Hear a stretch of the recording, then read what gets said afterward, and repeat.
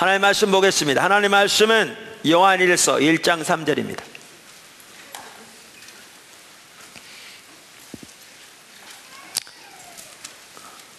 하나님의 말씀은 요한일서 1장 3절입니다. 우리가 보고 들은 바를 너희에게도 전함은 너희로 우리와 사귐 있게 하려 함이니 우리의 사귐은 아버지와 그의 아들 예수 그리스도와 더불어 누림이라. 우리가 1년 한참 전에 관계 중심 전도를 시리즈로 살펴보려고 시작했다가 첫 번째 설교한 토요일 날 제가 인도하는 토요일 기도회 모임 때에 하나님께서 오늘날 성도들이 구원이 뭔지, 구원에 대한 확신, 구원의 의미도 올바로 인식하지 못하고 있어서 전도의 확신도 없을 뿐만 아니라 전도하지 않은 모습이 비춰졌습니다. 그래서 그때부터 바로 다음 주부터 우리의 구원을 집중적으로 살펴보기 시작했고, 그렇게 한 지 1년 남짓 되었습니다. 그래서 오늘부터 다시 이제 관계 중심 전도로 돌아가서 우리가 관계 중심 전도를 하나하나 살펴보려고 합니다. 이 관계 중심 전도 시리즈를 통해서 우리는 크게 두 가지를 배울 겁니다. 하나는 관계 전반에 대해서 배울 겁니다. 그리고 또 하나는 이제 관계를 통한 전도를 배우게 될 것입니다. 그래서 우리가 이 시리즈를 같이 이렇게 살펴보면서 저와 여러분이 이 부분에서 더 한 단계 자라날 수 있게 되기를, 또 그리고 그 열매가 실제로 더욱더 풍성하게 맺혀지게 되기를 주님의 이름으로 축원합니다. 포도나무 교회에 주신 하나님의 가장 큰 비전 중에 하나가 교회 회복입니다. 그러니까 성경에 말하는 교회의 모습으로 우리가 회복되어지는 것, 그리고 다른 교회가 그렇게 회복되어지도록 섬기는 것, 그것이 하나님께서 포도나무 교회에 주신 비전 중에 한 핵심적인 비전입니다. 그러니까 교회가 회복되어지려면 교회가 철저하게 십자가의 복음에 세워져야 합니다. 복음에 세워져야 합니다. 그 도표를 제가 우리 교회 비전 책자에 나와 있습니다만은 전번에도 보여드렸는데, 교회의 기초는 철저하게 예수 그리스도입니다. 예수 그리스도입니다. 그래서 고린도서 3장 11절에 보면 사도 바울이 교회의 기초에 대해서 말하면서 이렇게 말했습니다. 이 닦아둔 것 외에 능히 다른 터를 닦아둘 자가 없으니 이 터는 곧 예수 그리스도라. 그러니까 이 말은 십자가의 복음을 말합니다. 그러니까 교회의 터가 예수 그리스도란 말은 동일한 고린도전서 2장 2절에 나오는 것처럼 예수 그리스도 그분을 아는 것이, 다시 말해 십자가에 못 박힌 예수님을 아는 것이 우리 인생의 유일한 목표와 목적이 되는 삶을 의미합니다. 더 나아가 예수 그리스도가 교회의 터가 된다는 말은 고린도전서 1장 30절이 말하는 것처럼 그분이, 예수 그리스도가 우리의 구원, 우리의 의로움, 우리의 지혜, 우리의 거룩함이 되시는 삶을 말합니다. 철저하게 십자가의 복음을 말합니다. 여러분, 우리 각자가 철저하게 예수 그리스도의 터 위에 세워져야 합니다. 그게 신앙입니다. 지금 제가 말씀드린 그러한 의미에서 그렇게 우리의 신앙이, 우리의 삶이 철저하게 오직 예수 그리스도의 터 위에 세워질 때 하나님의 놀라운 은혜와 생명이 우리 각자의 삶 속에 넘치게 될 겁니다. 근데 우리 각자의 삶과 신앙이 제가 지금 말씀드린 대로 성경에 말하는 바로 그 의미대로 철저하게 예수 그리스도의 터 위에 세워지지 않으면 우리는 종교적인 모양은 가지고 있을지 모르지만 진정한 하나님의 생명과 은혜가 우리 삶 속에 함께하지 않습니다. 그것은 종교 생활에 불과합니다. 종교생활에 불과합니다. 이렇게 각자의 성도들이 철저하게 예수 그리스도의 터 위에 세워져야 할 뿐만 아니라 그 예수 그리스도의 터 위에 세워진 무리들이 합해서 이루는 것이 교회입니다. 그래서 교회의 터는 오직 예수 그리스도입니다. 철저하게 십자가의 복음에 세워져야 합니다. 이렇게 철저하게 교회가 십자가의 복음에 세워지되 예수님의 사역을 보아도 초대교회 사도들의 사역을 보아도 그 예수님의 십자가의 복음의 능력과 성령의 능력이 함께했습니다. 다시 말하면 우리 각자가 철저하게 오직 그리스도의 터 위에 세워져서 복음의 능력이 우리 삶 속에 함께하되 동시에 우리는 성령의 능력을 옷 입어야 합니다. 그것이 교회의 기초입니다. 이 토대 위에서 아까 도표에 나온 것처럼 광고 시간에도 말씀드린 것처럼 위로는 우리가 하나님께 드리는 예배, 이것이 핵심이죠. 제가 우리가 예배 회복이라고 붙이는 이유도 그겁니다. 예배만 하더라도 주일날 시간 맞춰서 나와서 점잖게 앉아서 다소곳이 예배를 이 순서를 마치고 돌아가는 것이 예배의 핵심이 아닙니다. 교회가 철저하게 복음에 세워진다면 복음의 핵심이 예수 그리스도요, 그 말 속에는 예수님과의 교제가 핵심이요.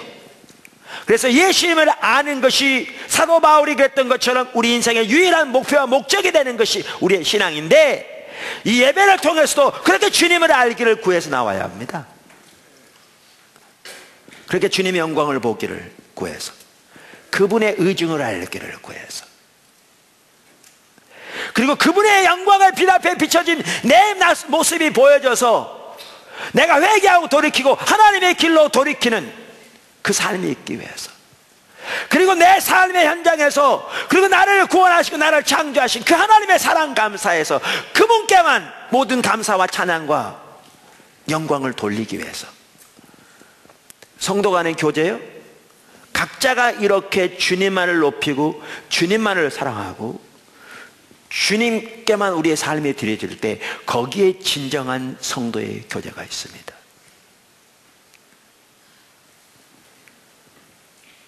부부 사이에도 그렇듯이 삼각형이에요. 각자가 하나님께 가까이 갈수록 서로가 가까워지듯이, 이렇게 교회가 하나님을 추구하고 하나님만을 예배하고 하나님만 높일 때 거기에 진정한 성도의 교제도 있습니다. 이 하나님과의 진정한 교제 없는 성도 간의 교제요, 그거요 세상 사람들의 교제와 이만큼도 다를 바 없습니다. 오히려 더 못합니다. 세상 사람들은 수 틀리면 술 먹고 한 잔 먹으면 푸는데 믿는 사람들은 그렇게도 못합니다. 소금이 맛을 잃으면 걸음에도 쓰지 못해서 밖에 버리어 사람의 발에 밟혀온다고 그랬는데요, 옛날 소금은 썩었답니다.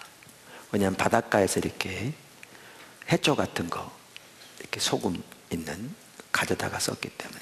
요즘은 안 썩습니다, 소금은. 근데 좀 지저분한 얘기지만요, 똥도 쓸 때가 있습니다. 시골에서 걸음할 때 했잖아요. 그런데 소금이 썩으면 쓸 데가 없습니다. 뭘 의미한 줄 아십니까? 기독교인이 썩으면 쓸 데가 없습니다. 제가, 여러분이 맛을 잃으면 쓸 데가 없습니다.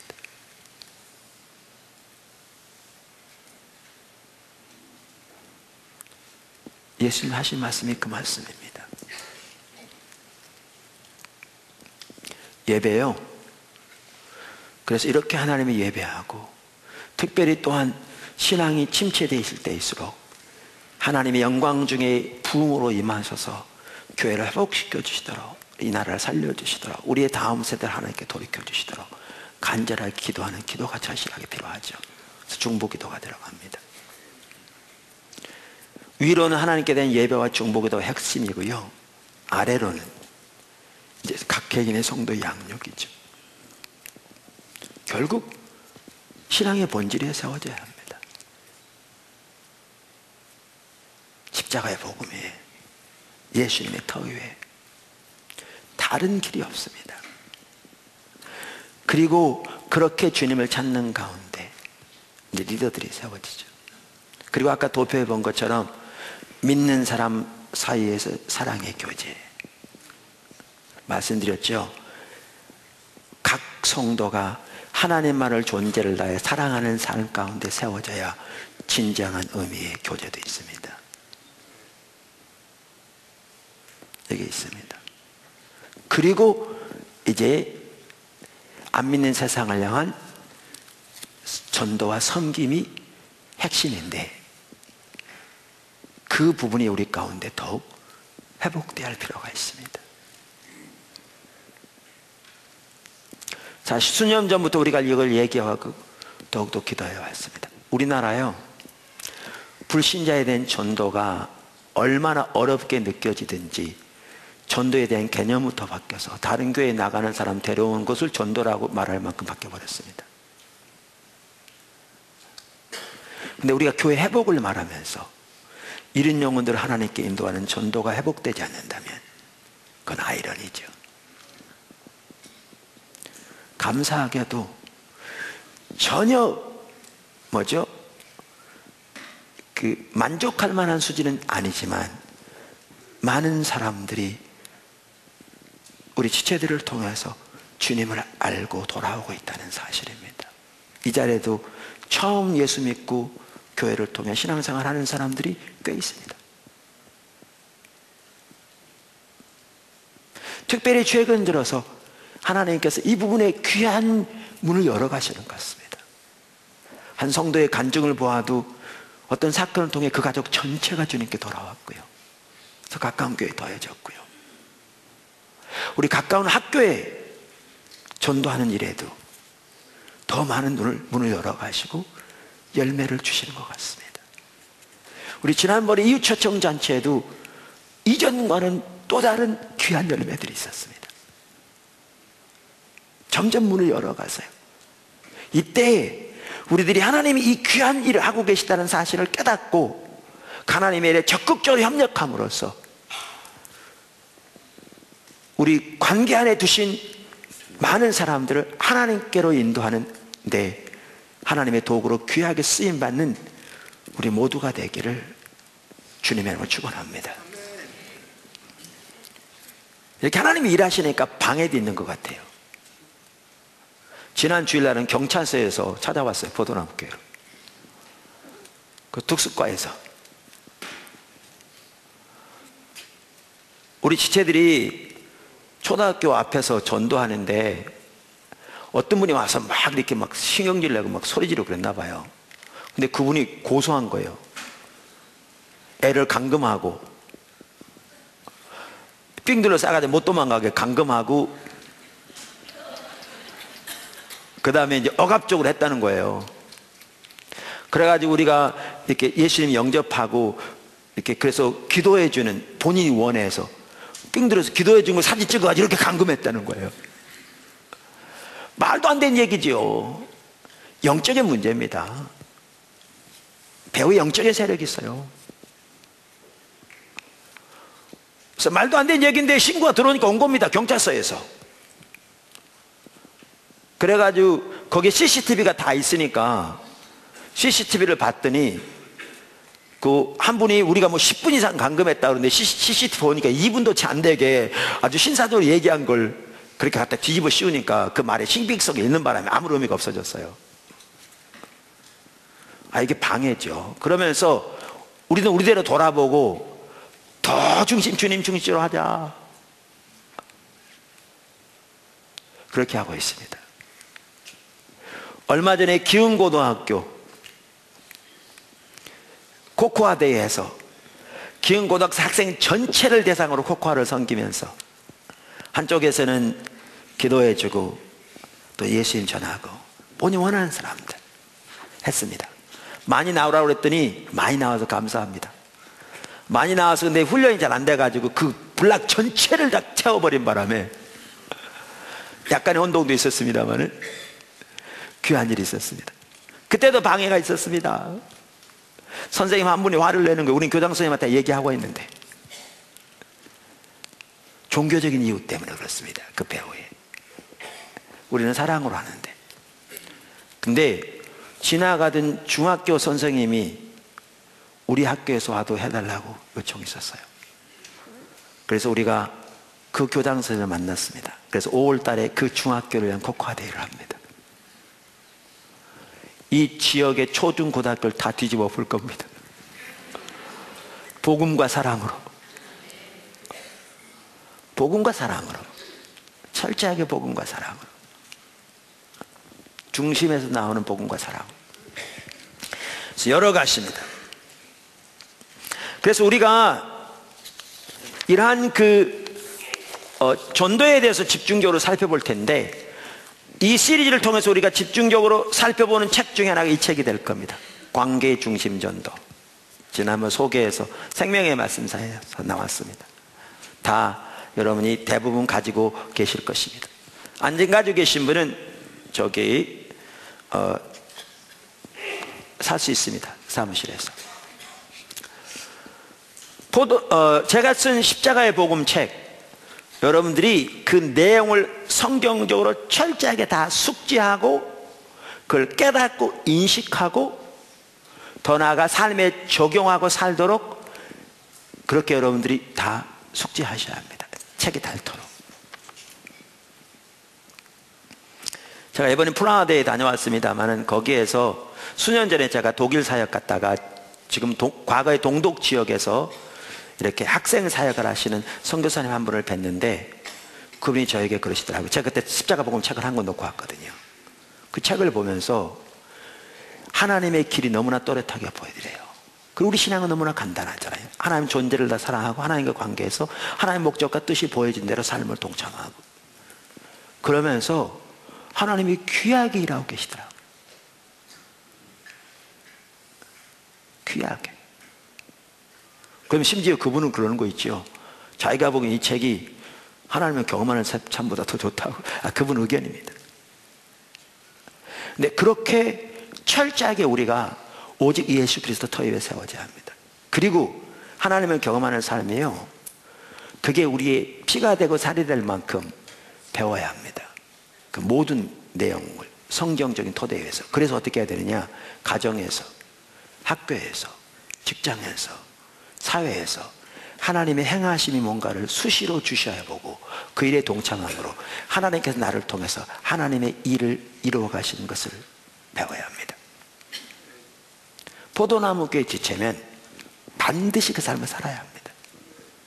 그냥 한번 읽는 게 아니고요, 그게 자기의 피가 되고 살이 될 만큼 하나님의 길을 배우고 하나님의 말씀을 토대로 그 삶을 살고 경험해야 합니다. 그와 관련해서 핵심적인 또 하나의 책이 이 책입니다. 이 책은 포도나무 교회의 DNA 속에 들어있을 만큼 중요한 책입니다. 이 책을 그렇게 여러분들이 배우셔야 합니다. 이 책은 전체가 관계에 대해서 다룹니다. 뿐만 아니라 관계 전도에 대해서 다룹니다. 정확하게 신앙의 본질의 토대 위에서 쓰여진 너무나 귀한 책입니다. 우리는 많은 책들을 소개합니다. 그런데 지금 말씀드린 책들은 여러분들이 반드시 내용을 전체적으로 다 달달 외울 만큼 하나님의 말씀을 토대로 숙지할 뿐만 아니라 그것을 여러분의 삶에서 실제로 살아내야 할 그 중요한 내용들을 말합니다. 아멘. 그래서 이번에 관계 중심 전도 이 부분을 중심으로 해서 살펴보기 원합니다. 이 책은 오스카 탐슨 박사라고요, 제가 사우스웨스턴에서 공부할 때 전도학 교수님이었습니다. 근데 그때 암이 걸려서 암이 걸린 이후에도 10년 이상 동안을 미국 전역을 대상으로 참으로 놀라, 그 이전에 말할 것도 없고 사역하시다가 제가 학교 갔을 때는 그분이 소천하신 해여서 제가 전반부만 이분이 강의하시고 후반부는 다른 분이 하셨던 그러한 분인데 너무나 귀한 책입니다. 그래서 오늘은 그 첫 번째 시간으로 과거 했던 부분을 다시 해야 합니다. 왜냐하면 이제 전체 윤곽을 잡아야 하니까. 그래서 오늘은 첫 번째 시간으로 관계의 중요성에 대해서 살펴보겠습니다. 관계의 중요성. 아멘.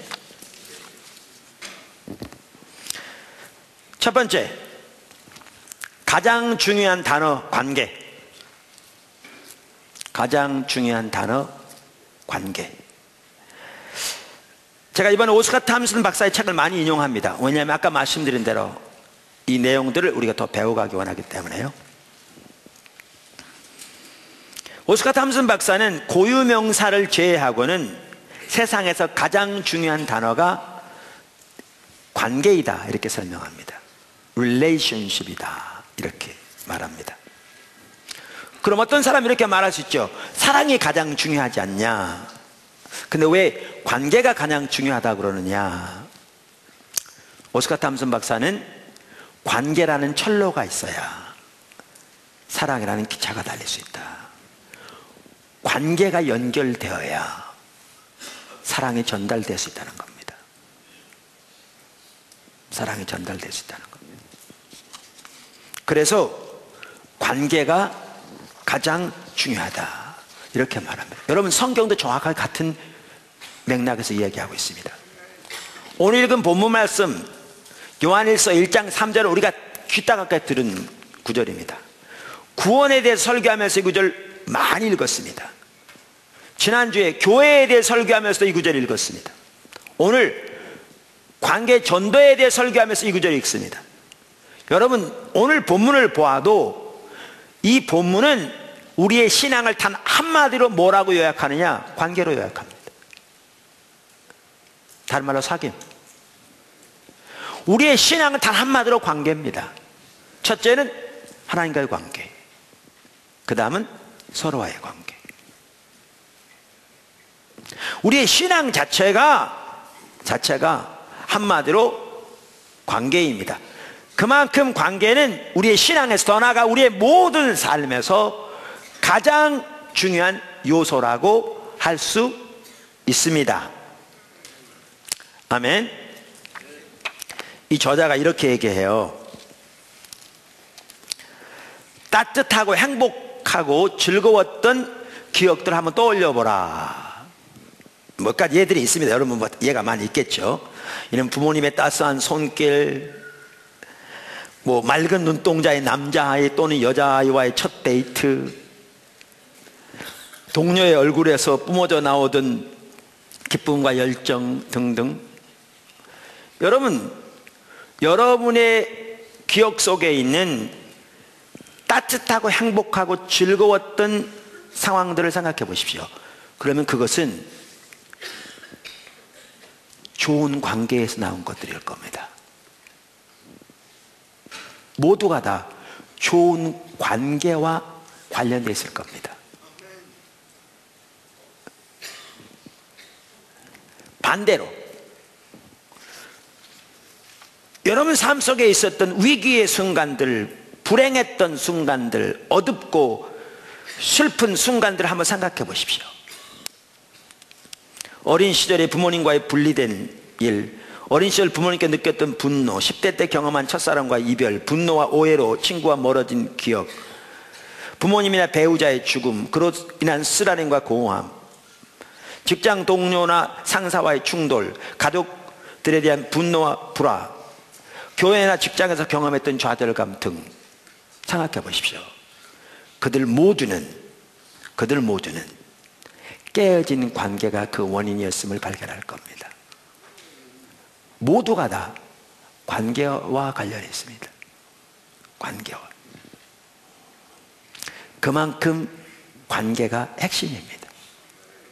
관계가 핵심입니다. 사실 저는 이렇게 말하는 사람입니다. 관계는 축복입니다. 하나님의 관점에서 관계는 축복입니다. 문제는 그 축복이 할 관계가 많은 경우에 불행의 요인이 된다는 겁니다. 관계가 잘못되죠. 사실 하나님께서 우리를 빚으시는 한 가지 주된 통로도 바로 관계를 통해서입니다. 하나님께서 저와 여러분을 빚어가실 때 사용하신 주된 통로가 몇 가지 있는데요, 그 중에 하나가 환경이고요, 사건을 포함해서. 그 다음에 다른 하나가 관계입니다. 하나님은 관계를 통해서 우리를 빚으십니다.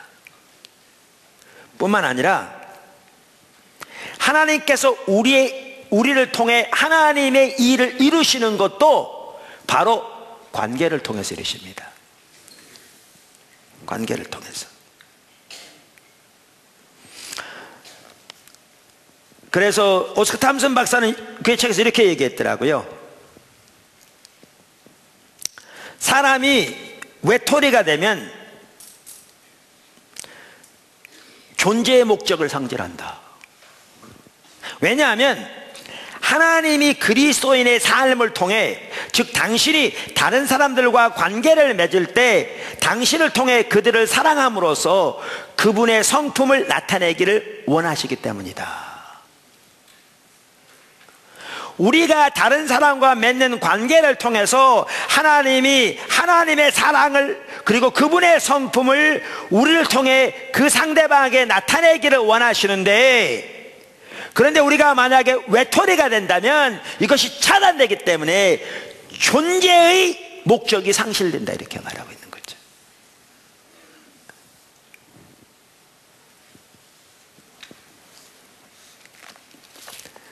하나님께서 우리를 통해 하나님의 일을 이루시는 것도 관계를 통해서 이루십니다. 관계를 통해서.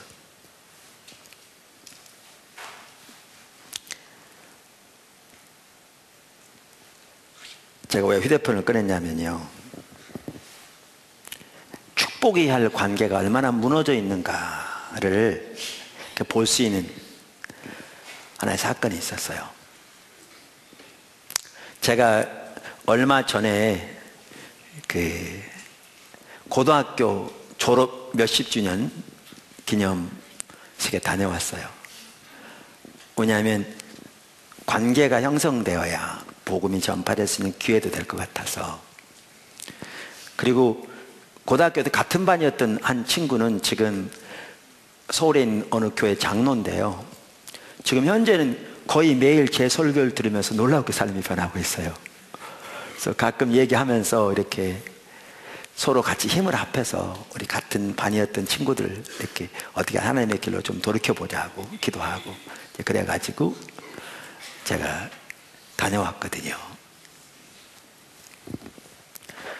갔더니 또 맞은편에 앉아있던 그 테이블에 친구는 나한테 사진 찍자고 왔더라고요. 그러면 자기 아내가 되게 좋아할 거래요. 왜냐면 자기 아내가 TV에서 계속 제 설교를 듣나 봐요. 그 얘기를 해주더라고요. 그 밴드에 올라온 글인데요, 제가 읽어볼게요. 이걸 보면 오늘날의 한국에 얼마나 관계가 심각하게 무너져 있나를 볼 수 있어요. 자, 그래서 이런 글에 가능한 답을 안다는데 제가 이렇게 답을 달았어요. 너무 비참한 이야기를 나열해 놓은 것 같다. 이게 KBS 심야 토론에 나왔던 얘기랍니다. 황혼 이혼을 예방하는 법 해가지고 1. 함께 있는 시간을 줄여라. 그래야 의견 충돌로 다툴 일이 적어진다. 2. 서로가 하는 일에 간섭을 하지 마라. 세상을 살아온 경험이 있다, 치매 환자가 아닌 이상 허튼 짓은 하지 않는다. 3. 쪼잔하게 여자 돈 쓰는데 간섭 마라. 돈 쓰는데 간섭 받으면 제일 열받는다. 스트레스 받아 병들면 돈이 더 많이 들어간다. 4. 같은 취미를 갖지 마라. 가급적이면 함께 어우르지 않는 게 좋다. 5. 식사는 각자가 알아서 챙겨 먹어라. 6. 집안일도 집에 있는 시간이 많은 사람이 알아서 해라. 7. TV 채널은 여자에게 우선권을 주라. 그게 싫으면 한 대 더 사라. 8. 모임을 부부 함께 하지 마라. 서로 비교하고 나쁜 일만 생긴다. 여러분, 이게 세상이 내놓은 해결책인데 얼마나 비참하냐고요. 얼마나 관계가 무너졌으면 가정에서부터 이런 해결책이 나오겠느냐고요.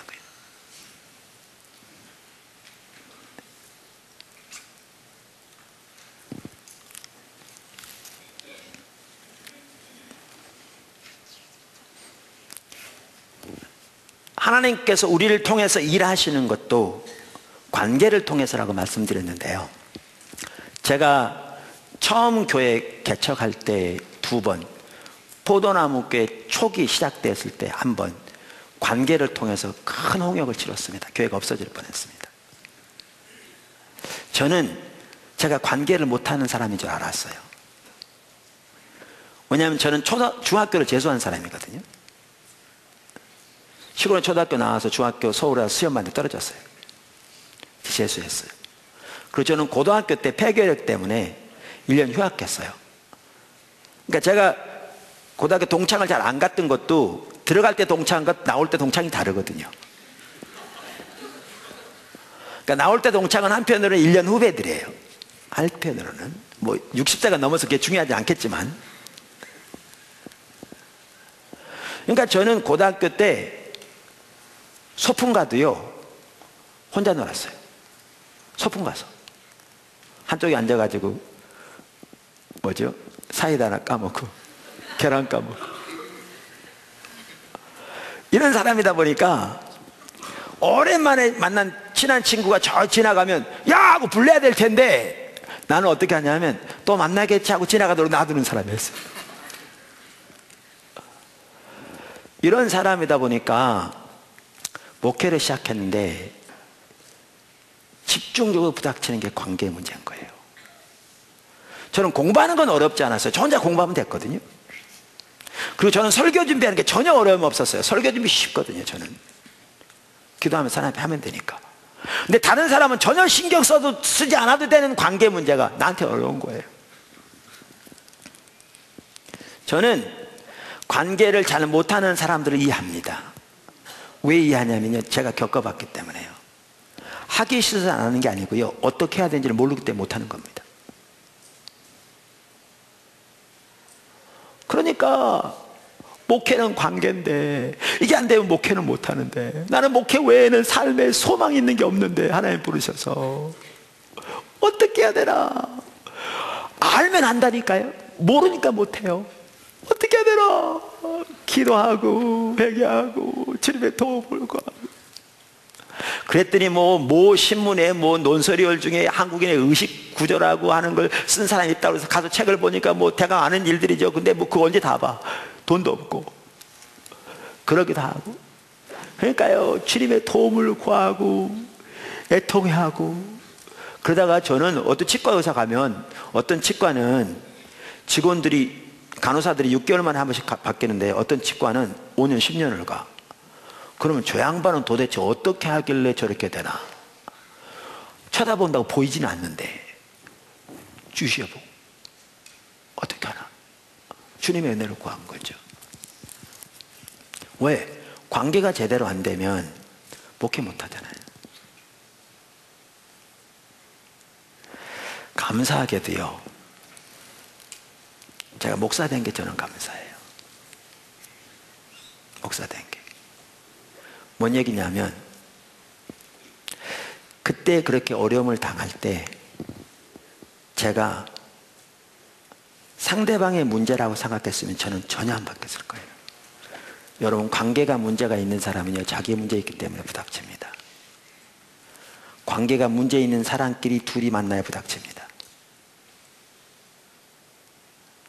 내가 관계가 문제가 있어도요, 관계에 문제가 없는 사람과 만나면 안 부닥칩니다. 왜 안 부닥치냐면, 내가 문제가 있어서 상대방이 감싸버리기 때문에 안 부닥칩니다. 관계 문제 있는 사람끼리 둘이 만나야 부닥칩니다. 그러니까 관계가 부닥친다는 말은 자기에게 문제가 있다는 말입니다. 근데 이때 자기는 안 보고 상대방만 봤다면, 그러니까 지금 돌이켜보면 그 당시에 저 못지않게 그분들이 문제가 있었습니다. 근데 저는 너무나 감사한 게 내가 관계에 문제가 있다는 걸 알았기 때문에 전혀 저분들의 문제라고 생각하지 않았죠. 내가 문제가 있다고 생각했던 거예요. 이게 돌이켜보면 정말 주님의 은혜였어요.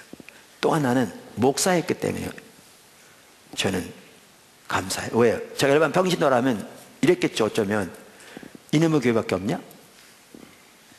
다른 데로 가죠. 문제는 자기에게 있는데.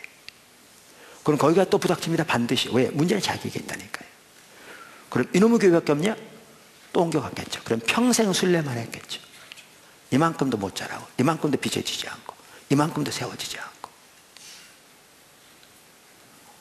근데 목사니까 도망갈 길이 없는 거죠.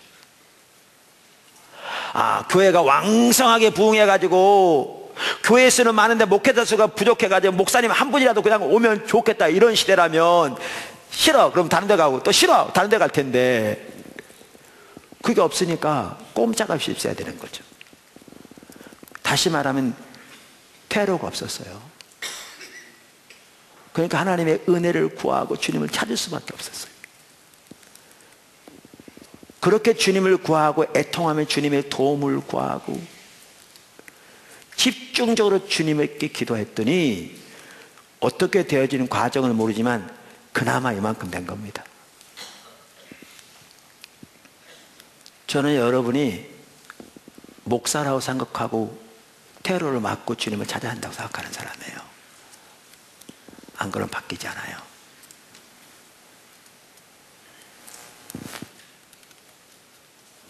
근데 잘 보십시오.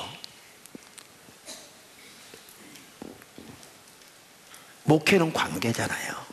그럼 목회만 그런가요? 그게 아니라는 거죠. 여러분이 어디에서 어떻게 하나님의 목적을 위해 쓰임 받으려고 하든지 바로 그 통로가 관계라는 겁니다. 이 부분이 안 되면 하나님의 도구로 쓰임 받을 수는 없습니다. 어디에서든지.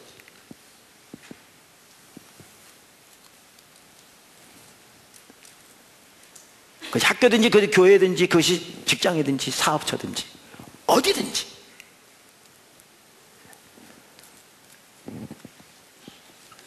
그래서 이만큼 관계가 중요합니다.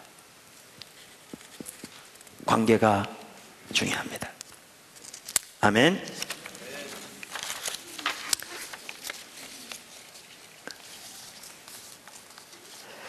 두 번째,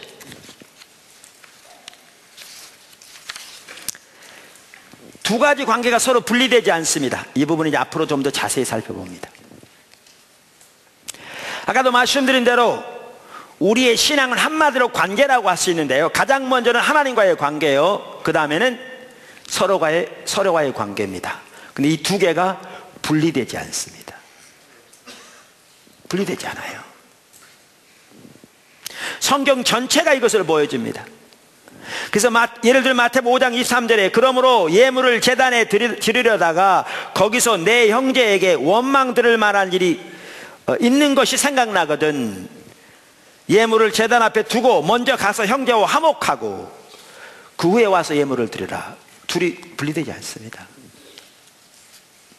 또한 용서에 대해서 가르치신 1만 달란트와 100다나리오 비유에서도 예수님께서 말씀하시기를 마태복음 18장 32절 이하 이 주인이 그를 불러다가 말하되 악한 종아 네가 빌기에 내가 내 빚을 전부 탕감하여 주었거늘 내가 너를 불쌍히 여김과 같이 너도 내 동료를 불쌍히 여김이 마땅하지 아니하냐 하고 주인이 노하여 그 빚을 다 갚도록 그를 옥졸들에게 넘기니라. 너희가 각각 마음으로부터 형제를 용서하지 아니하면 하늘 아버지께서도 너희에게 이와 같이 하시리라. 여러분 보십시오. 하나님과의 관계와 서로와의 관계가 분리되지 않습니다. 관계가 핵심인데 좋은 예가 이 책에 나옵니다. 책에 1장에 제가 읽어보겠습니다. 어느 날 짐이라는 학생이 탐슨 교수님을 찾아왔어요. 그래서 이렇게 말하는 거죠. 탐슨 교수님, 저희 아버지는 무늬만 그리스도인이세요. 그러니까 명목적인 그리스도인이라 그 말이죠. 제가 사역자가 되려는 걸 아셨을 때 아버지는 무척 화를 내셨어요. 그리스도인으로 사는 건 괜찮지만 얼빠진 광신도가 되는 것을 보기 싫다고 하셨죠. 그러니까 짐의 아버지는 그 트럭 한 대를 가지고 있으면서 이렇게 트럭을 운전하는 그러한 분이었는데, 그 아들 짐이 그 가업을 잇기를 원하신 거죠. 그런데 그걸 신학교 간다고 그러니까 아버지가 화를 내신 거죠. 그래서 짐은 신학대학원에 들어갔고, 그로 인해 아버지와의 관계에 금이 가게 된 겁니다. 짐이 이렇게 말했습니다. 그 전까지는 부모님과 무척 가까웠어요. 하지만 그 일이 있은 후 부모님께서는 저를 못 본 채 하시고 저도 부모님을 무시해 왔습니다. 마음이 아프지만 그래도 저는 예수님을 섬길 것입니다. 가족들이야 각자가 알아서 살면 되겠죠. 매우 그럴듯하죠. 근데 문제가 있어요. 이 말은 부모님이 반대하면 신학교 안 가야 된다, 그 말 아닙니다. 하나님이 더 큰 권위자이기 때문에 하나님 명령에 따르는 게 중요하죠. 문제는 이 짐이 한 말 속에 그가 관계가 올바르지 않다는 게 보여진 겁니다. 근데 이 올바르지 않은 관계는 사람과의 관계가 올바르지 않을 뿐만 아니라 그와 하나님과의 관계는 나눠지지 않는다는 거죠. 오스카 탐슨 박사도 정확하게 그걸 보신 것 같아요. 그래서 뭐라고 그런 줄 아세요? 이렇게 말했어요. 짐, 정말 하나님과 바른 관계를 가진 사람이 부모님과 관계에 금이 간 채로 살 수 있다고 생각해요? 짐은 부모님의 필요를 채워드려야 해요. 부모님을 사랑해야 합니다. 자, 보세요. 말씀드린 대로 이런 경우에 그럼 신학교를 안 가는 게 부모님에게 잘한 거냐? 아니라니까요. 그런데 지금 그가 말하는 이 말 속에 보면 부모님에 대한 올바르지 못한 자세가 들어있어요. 그러니까 이 올바르지 못한 관계로 인해서 하나님과의 관계에도 문제가 있어요. 왜요? 이 둘은 나눠지잖아요. 대단히 헌신적이죠. 잘하는 거죠. 문제는 영적으로 문제가 있다고요. 그래서 이렇게 얘기했어요. 그러니까 이렇게 말하니까 예, 맞는 말씀입니다. 하지만 어떻게 해야 할지 모르겠습니다. 그랬더니 오스카 탐슨 박사가 정확하게 잘 지적했어요. 저도 100% 동의합니다. 아주 중요한 말이죠. 먼저 마음에 있는 쓴뿌리를 해결하세요. 그리고 부모님을 위해 중보하세요. 깨어진 관계를 바로잡아야 합니다. 하나님의 명령에 순종해서 신학교에 가는 건 옳지만요, 부모님에 대한 옳지 못한 이 마음의 자세와 태도, 쓴뿌리요, 죄입니다. 회개해야 돼요. 그리고 이러한 옳지 못한 태도와 자세를 가지고 있으면서 하나님이 나를 통해 상대방에게 은혜를 주시기를 기대한다면 어리석은 일입니다. 이거부터 해결해야 돼요. 회개해야 돼요.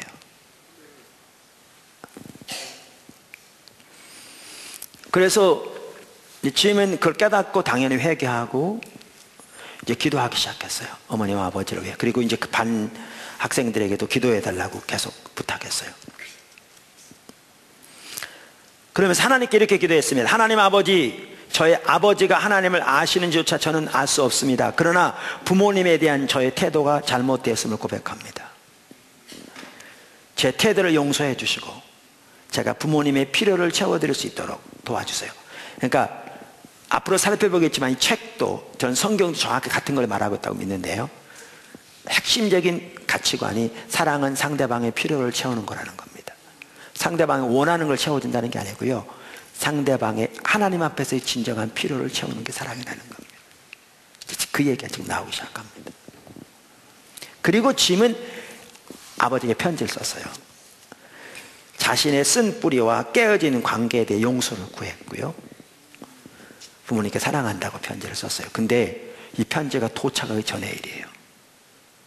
도착하기 전에 아버지에게 전화가 온 거예요.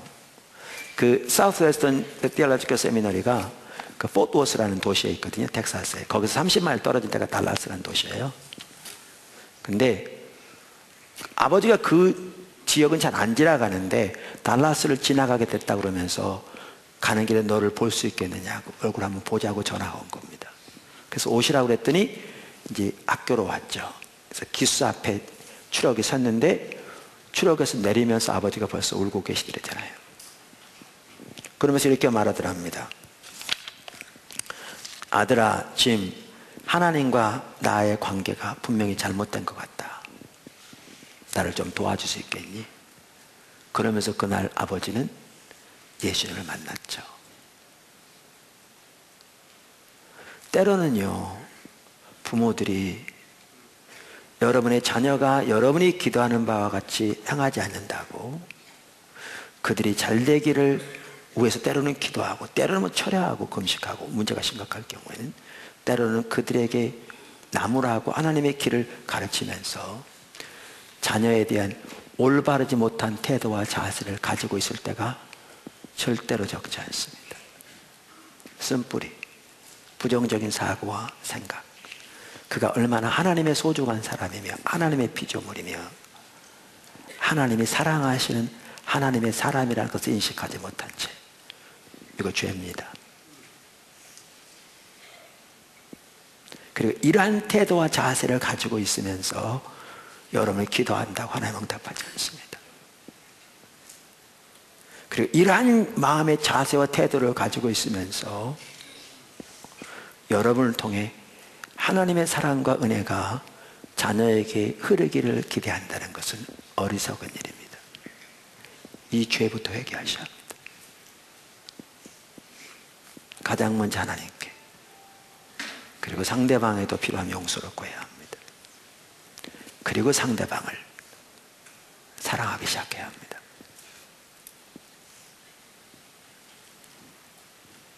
상대방을 사랑하기 시작해야 합니다. 그럼 하나님이 상대방을 만드실 겁니다.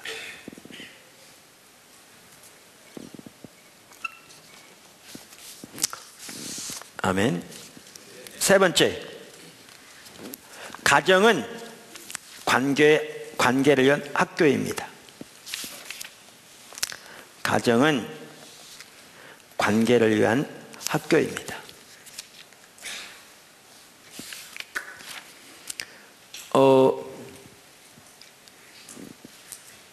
관계에 있어서도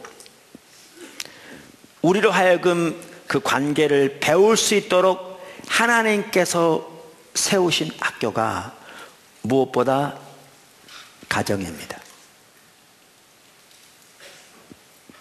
하나님이 여러 가지 목적으로 가정을 세우셨는데, 가정은 하나님이 세우신 가장 첫 번째 세우신 제도입니다.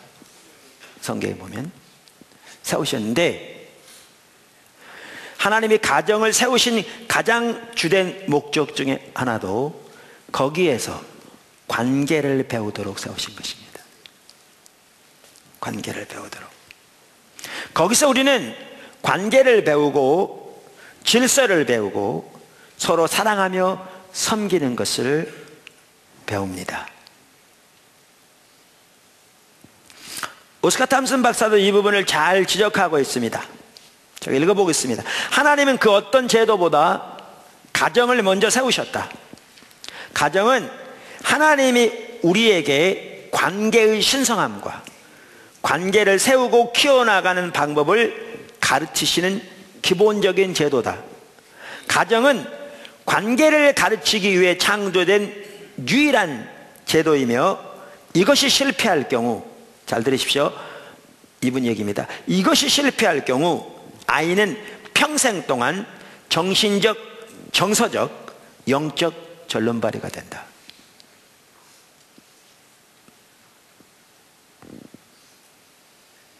하나님의 주권 아래에 있는 가정은 남편과 아내, 부모와 자녀, 형제, 자매 간의 관계를 배우는 곳이다. 또한 사람이 사랑하는 법을 배우고 필요를 채워주는 법을 배우는 곳이다. 혼자서는 아무것도 할 수 없는 아기를 돌보며 부모는 성숙해지고 사랑하며 필요를 채워주는 법을 배우게 된다. 가정에서 아이는 자기 고집과 자기 중심성을 굽히고 부모의 뜻에 순종하는 법을 배운다. 가정 안에서 죄의 뿌리인 이기심은 관계를 맺는 과정에서 다른 이들의 필요를 채워주는 절제로 성숙해진다. 하나님은 관계를 가르치는 학교로 우리 가정을 지으셨다. 이 세상에서 두 인간 사이에 가장 살갑고 가장 가깝고 가장 친밀한 관계는 부부관계여야 한다. 그러니까 아까 제가 읽어드린 그 세상에 내놓은 해결책이라는 게 너무나 비참한 것이죠. 친밀한 부부관계를 통해 우리는 자녀들에게 관계를 가르친다. 한마디로 가정은 관계의 학교다. 이렇게 가정이 관계를 배우는 학교로 하나님이 의도하셨는데요, 문제는 여기에서 관계가 배워지지 않을 때가 문제입니다. 그 결과는 심각합니다. 거기서 관계가 깨어지기 시작할 때 그 결과는 심각합니다. 저는 80년 1월부터 87년 3월까지 미국에서 공부하느라고 있었습니다. 그러니까 딱 50 시절만 비웠습니다. 그런데 제가 70년 말까지 한국에서 자라면서 뭐 상처 이런 얘기 거의 들어보지 못했어요. 그 당시에는 우리들 그런 용어조차 별로 안 썼습니다. 그게 이슈가 전혀 되지 않았습니다. 방송에서 그런 문제 전혀 안 다뤘습니다. 그런 얘기 자체가 거의 없었습니다. 근데 학교를 갔더니 학교에서 너무나 많이 다뤄진 문제들이 그런 문제들이더라고요. 상처들, 뭐 관계의 문제들. 한국에 저는 전혀 들어보지도 않던, 그때는 먹고 살기 바빴기 때문에요. 근데 여러분, 관계는 그 부분에 대해서 무시한다고 해결되는 게 아니고요, 얘기를 안 나눈다고 해결되는 게 아니고요, 없다고 돌아보지 않는다고 해결되지 않습니다. 지금 한국은 정말 심각하게 전 사회가 그 문제로 중병을 앓고 있습니다. 여러분은 훨씬 더 잘 아십니다.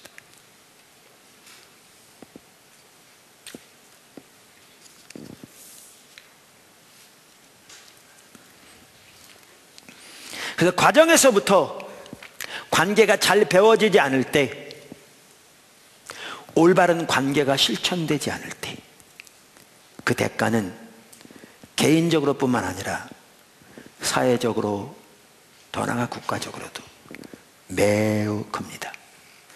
우리는 지금 엄청나게 큰 대가를 지불하고 있습니다.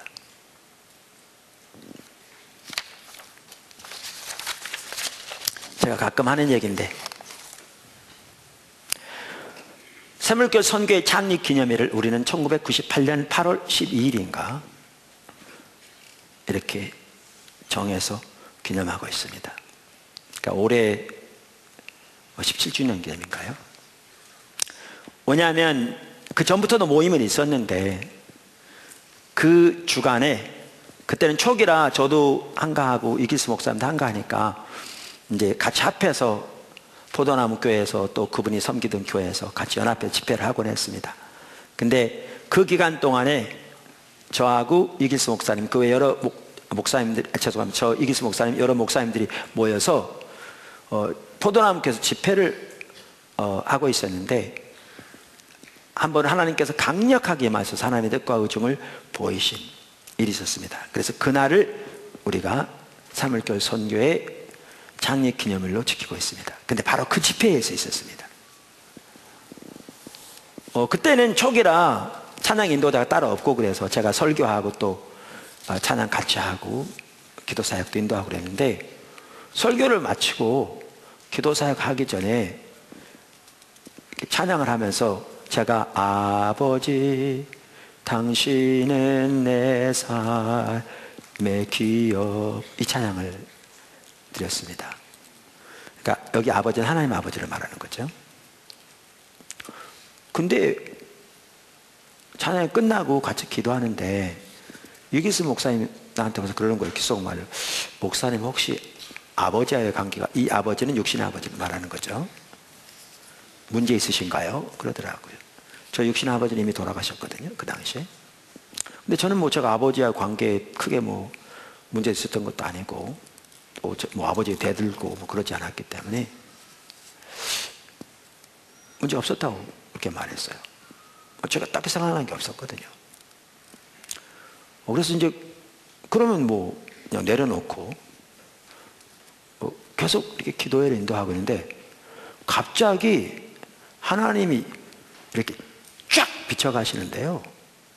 순식간에 펼쳐져 가는데 환상이 보인다는 게 아니라 뭐가 보이냐면 저희 아버님이 시골에서 부민장도 하시고 이렇게 수고를 많이 하셨는데 서울에 올라오셔서 직장을 못 잡으니까 돌아가실 때까지 복덕방 왔다 갔다 하셨거든요. 거의 수입이 없는. 그러니까 가족들이 많이 어려움을 겪었거든요. 근데 내가 아버지를 미워하거나 나쁘게 생각한 건 아니었는데 하나님이 딱 비추시는데 내 마음속 저 깊은 곳에 아버지를 아버지의 그러니까 권위자로 진정으로 인정해서 그 앞에 순복하는 자세가 없는 게 딱 보이더라고요. 하나님이 부모를 세우는 것은 권위자로 세우시는 것은 나보다 훌륭해서가 아니라 하나님이 세우셨기 때문에 권위자인데 그게 없는 게 보이더라고요. 이어서 딱 보여진 게 뭐냐면 내 가정에서부터 그 질서 아래 진정으로 순복하는 삶을 배웠어야 되는데 부분적으로 배웠을지 모르지만 그게 안 배워지니까 하나님께 대해서도 어떤 유혹이 있을 때 아니면 바로 아니라고 딱 끊고 돌아서야 되는데 이 순복하는 자세가 안 되니까 내 생각대로 여기까지는 괜찮겠지 그러다가 자꾸 넘어지는 제 모습이 딱 보이더라고요. 권위가 여기서 안 배워지니까 또 뭐가 있냐면 국가에 대해서도 제가 반골 기질이 있는 게 딱 보여지더라고요. 근데 제가 반골 기질이 있으면요 우리나라의 90% 이상은 저보다 훨씬 심합니다. 제 얘기는 우리에게 질서에 순복하는 자세가 없어요. 이게 무너져 있어요.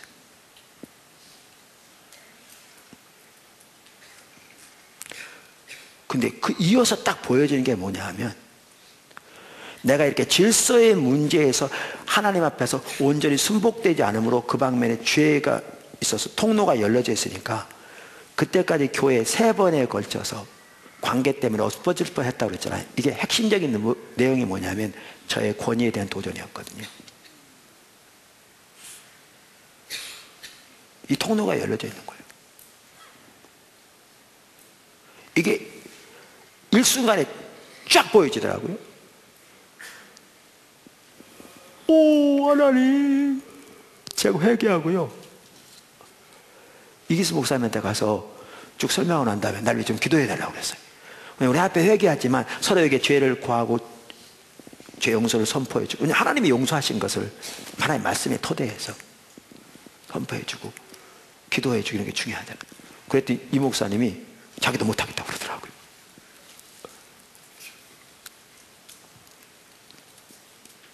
그래가지고 그 주간에는 월요일부터 수요일까지가 한 번 집회가 있었고요. 목금토가 또 다른 집회가 있었어요. 그런 적 거의 없는데 그 주간에 그랬어요. 그래서 2번째 집회에 오시는 강사님에게 집회 시작하기 전에 제가 이런 얘기 나누고 저를 위해 기도해 달라고 그랬어요. 근데 놀라운 사실은요. 그것 때문에 그러는지는 하늘나라 가봐야 알지만 그 권위의 문제로 교회에서 관계의 문제로 교회가 없어질 뻔한 적이 3번 있었다고 그랬는데 그 전에 첫 번째 교회에서 2번 포도나무 초기에 그 이후로 지금까지 20년이 다 되도록 그 문제가 단 한 번도 일어나지 않았어요. 원천적으로 하나님 차단시키셨어요.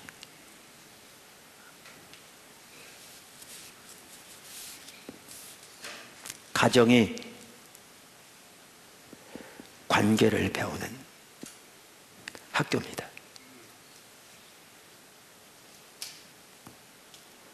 다시 말합니다. 가정이 관계를 배우는 학교입니다. 사실 그래서 여러분 이번 그 시리즈를 살펴보면서 관계 전반에 대해서 하나는, 두 번째는 관계 전도에 대해서 우리가 배울 거라고 그랬는데, 부모는 부모대로, 자녀는 자녀대로 자기 처지와 입장에서 이 하나님의 기준을 반드시 배우는 여러분들이 되시길 축원합니다. 반드시 배우는. 사실 오늘날 이 부분이 심각하게 무너져 있기 때문에요. 우리나라 정말 심각하게 무너져 있어서, 심지어 교회만 하더라도요, 관계의 문제가 무너져 있지 않는 교회가 거의 없어요, 오늘날. 그리고 그것을 죄라는 인식조차 있지 않아요. 관계는 축복인데, 축복이어야 할 관계가 심각한 갈등과 불행과 문제의 근본적인 요인이 된 거죠.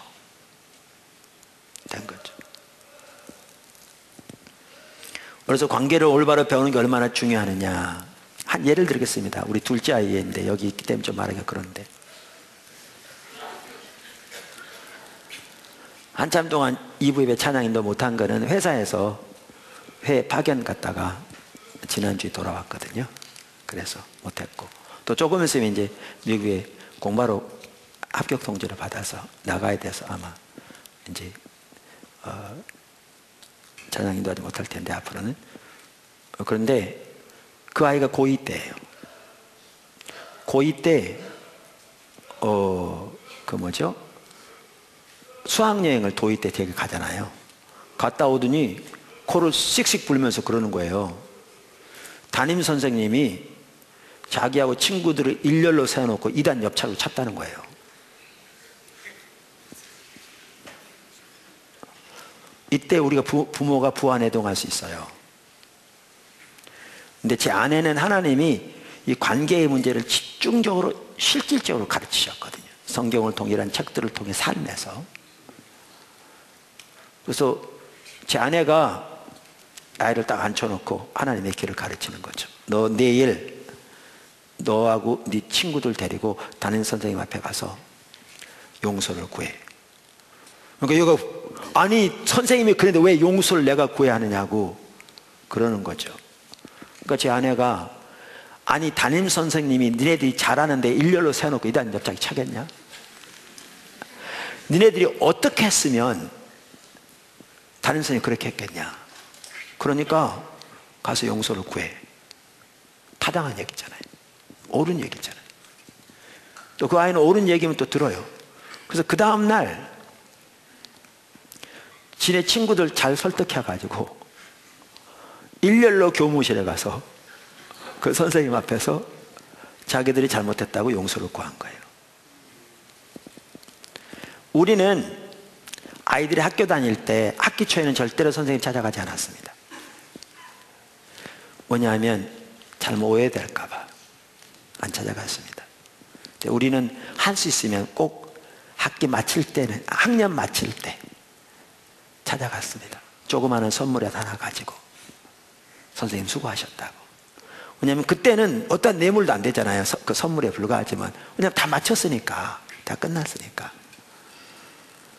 그래서 우리는 학기 마칠 때, 학년 마칠 때, 학기가 아니라 학년 마칠 때 꼭 찾아갔습니다. 찾아가서 감사하다고 선물을 작은 거라도 꼭 전달했습니다.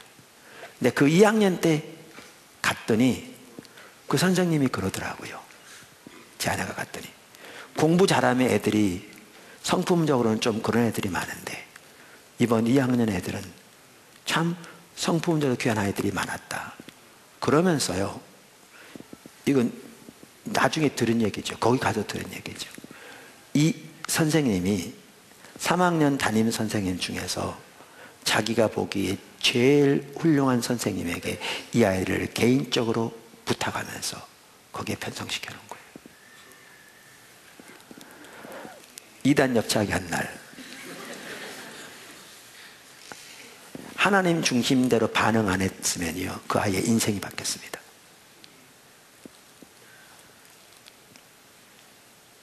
그건 분명하게 말할 수 있습니다.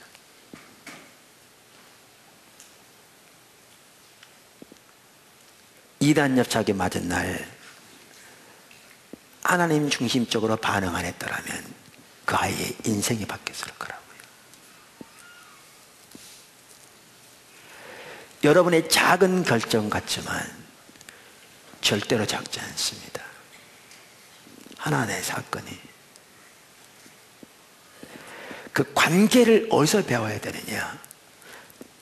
가정에서 배워야 합니다. 가장 핵심은 이제 앞으로 나옵니다만은 하나님 중심적으로 관계를 해야 합니다. 그래야 올바로 됩니다. 관계가 깨어지는 가장 주된 이유는 자기 중심적으로 관계를 하기 때문에 깨어집니다. 자기 중심적인 삶이 타락의 본질이잖아요. 포도나무 교회가 지금 20년 되도록, 지금까지 이 숫자에 오도록 이혼한 수 거의 없습니다. 기적입니다. 오히려 들어와서 회복된 가정이 몇 가정은 됩니다. 지금 가정이 깨어져 있는 가정들 많지만 깨어진 후에 대부분 들어온 가정들입니다. 관계의 핵심은 하나님 중심적인 관계죠.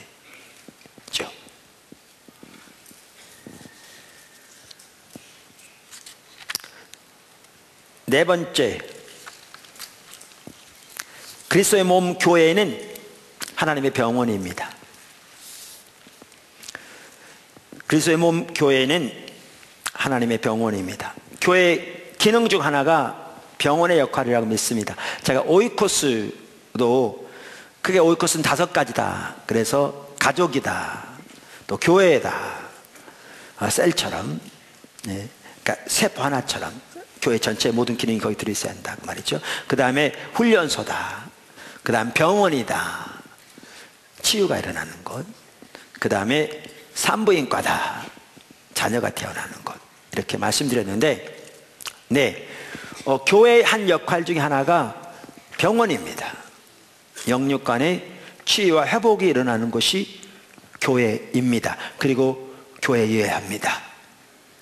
그런데 병원이 돼, 그 중에 한 가지 중요한 것은 바로 관계를 위한 치유가 그곳에서 일어나야 합니다. 그게 교회의 중요한 기능이기도 합니다. 가장 먼저는 하나님과의 관계가 치유되는 것이 교회여야 되고, 하나님과의 관계가 치유되면서 이제 사람과의 관계가 치유돼야 하는 것이 교회입니다. 아멘. 포도나무교회 여태까지 그렇게 해왔습니다. 조금 아까 말씀드린 통계를 보더라도 더 그렇게 해야 될 줄로 믿습니다. 앞으로 지속적으로 그렇게 해야 될 줄로 믿습니다.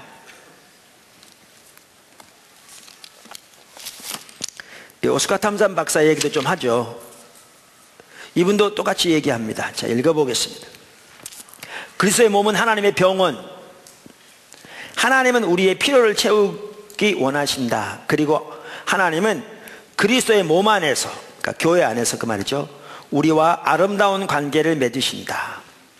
하나님은 그분이 우리를 사랑하셨듯이 우리가 서로 사랑하기를 원하신다. 또한 그리스도의 몸을 통해 우리의 필요를 채우사 우리 모두가 건강하게 움직이는 몸의 건강한 지체가 되기를 바라신다.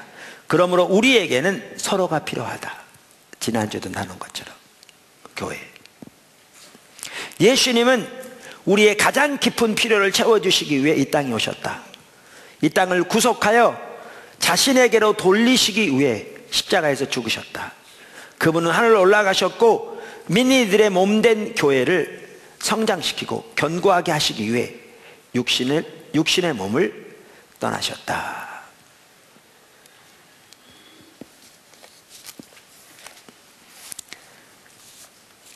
그런데 교회가 이 기능을 다 못하면 그 결과는 심각하겠죠. 네, 이렇더라고요. 아까 말씀드린 대로 관계 핵심은 하나님 중심적으로 관계를 하는 것입니다. 우리가 오이코스를 처음 시작할 때요, 개별적으로 해야 되느냐 부부 단위로 해야 되느냐, 그러니까 남녀 따로 해야 되느냐, 저에게는 큰 고민이었습니다. 왜냐하면 아직 해보지 않았고 처음 시작해야 되는데, 여러 셀 사역을 하는 분들의 얘기를 들으면 부부가 같이 있으면 깊은 얘기를 못 나눈다, 그러니까 따로 나눠야 돼, 이런 얘기도 많이 하고, 그래서 저는 어떻게 할지 고민이었습니다. 근데 저는 제가 미국에서 공부해서 그런지 몰라도 이렇게 개념 자체가 부부 단위가 중요한 거를 가지고 있었고 그렇게 해왔습니다. 우리 부부 사역도 그렇게 하고 또 이렇게 교회적으로. 그러다 보니까 부부 단위 하는 게 옳겠다 이렇게 싶었습니다. 그래서 그렇게 시도한 겁니다. 물론 부부 단위로 안 되는 경우에는 이제 남자 여자 따로 하는 데도 일부 있긴 하지만, 그래서 리더를 세울 때에도 미처 남편이 준비 안 되면 아내가 리더하되 남편을 외조해서라도 부부가 가능하면 같이 할 수 있도록 이렇게 세웠습니다. 그런데 지금 수년이 지난 지금은 정말 감사한 게 부부 단위로 세운 걸 감사합니다. 왜? 문제가 있으면 여기서 서로 문제 내놓고 서로 싸우다가 거기서 화목되어지고 치유되고 회복되어지니까요. 교회는 관계의 치유가 일어나는 곳이어야 합니다. 근데 이제 앞으로 배우겠지만 우리의 심각한 문제가 그겁니다. 우리가 하나님 중심적인 삶의 자세와 태도로 돌이켜지지 않고 상대방을 대할 때 하나님 중심적인 자세와 태도로 대하는 것을 전혀 배우지 않아서 오늘날 가장 가까워야 할 관계, 한 몸 지체라고 그랬는데, 관계가 어느 다른 단체 못지않게 가장 무너져 있는 게 오늘날 한국교회의 현실입니다. 그리고 믿는 가정 전혀 이해가 안 됩니다.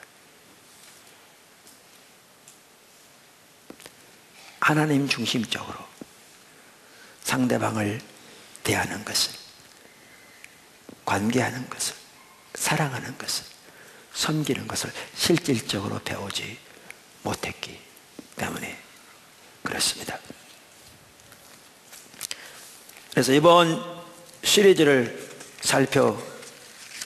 살펴보면서 이렇게 하나님께서 우리의 관계를 하나님 중심적으로 세워가셔서 놀라운 하나님의 생명과 은혜가 우리의 각 가정과 개인의 삶 속에 교회에 넘칠 뿐만 아니라 관계를 통한 전도를 통해 우리 관계의 동심원 안에 주신 많은 사람들을 하나님께로 인도하는 복된 축복이 있기를 주님의 이름으로 축원합니다. 한 가지만 말씀드리고 마치겠습니다. 오스카 탐슨 박사는 심지어 이렇게 얘기합니다. 지금 당신의 삶이 혼란에 휩싸여 있다면 나는 감히 지금 당신이 누군가와의 관계에 금이가 있기 때문이라고 말하겠다. 이렇게 말합니다. 기도하겠습니다.